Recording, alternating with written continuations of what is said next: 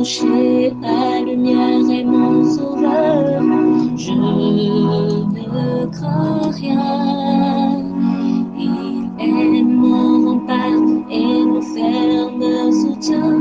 De qui pourrais-je avoir peur? Shalom. Nous avons aujourd'hui la croquette biblique numéro 227 tirée de Job au chapitre 22, versets 21 à 23. Il y est écrit: Attache-toi donc à Dieu et tu auras la paix. Tu jouiras ainsi du bonheur.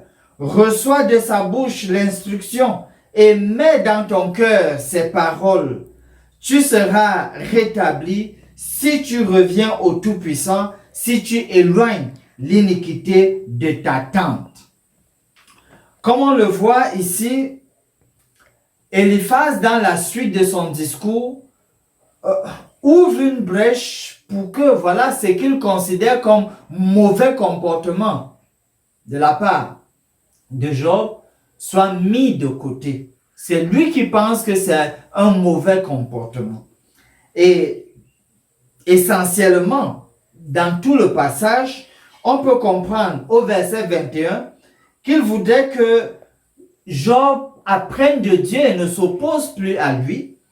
Au verset 22, que voilà, Job doit se laisser instruire par Dieu, ainsi il pourra mieux apprendre des paroles de Dieu. Au verset 23, que Job puisse faire confiance à Dieu et Dieu l'aidera à s'en sortir.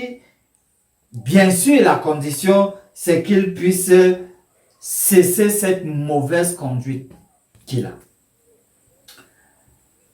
J'ai observé la manière dont les commentateurs bibliques, quelques-uns, s'y prennent par rapport à ce passage et tous ne semblent pas avoir des positions harmonisées.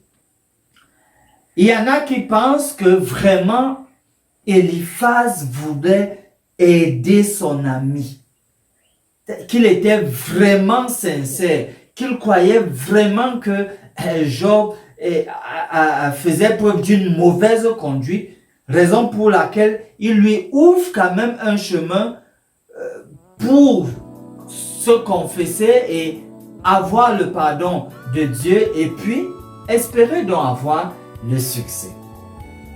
Cela permet de savoir que dans nos hôpitaux, dans nos familles, il y a des gens qui causent énormément de tort aux malades par ignorance. C'est-à-dire que l'ignorance est un si grand fléau, capable de grands dégâts. Par ignorance.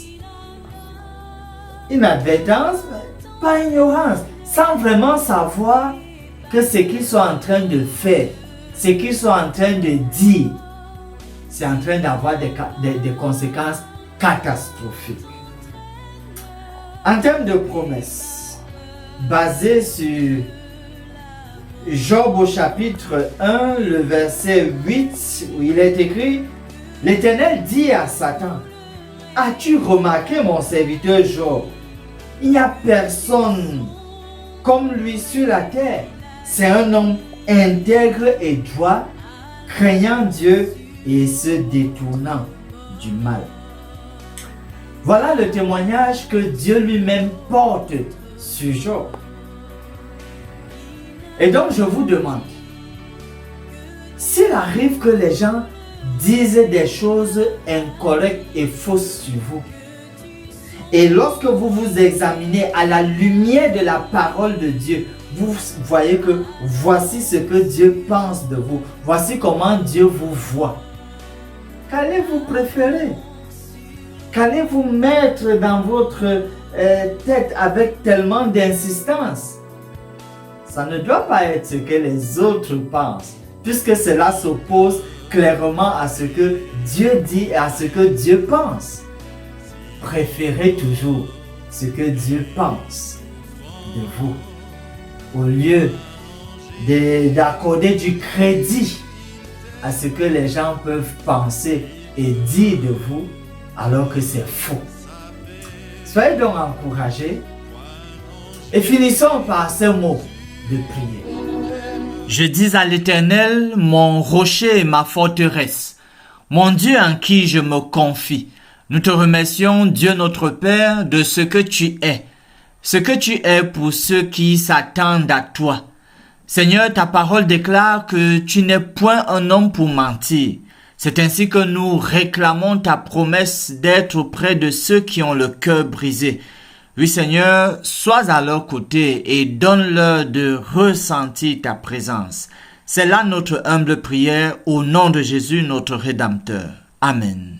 Âme espère en l'Éternel, mon âme espère en l'Éternel, qu'un chant s'élève au Dieu du ciel, qu'un chant s'élève au Dieu du ciel, mon âme espère en l'Éternel, mon âme espère en l'Éternel.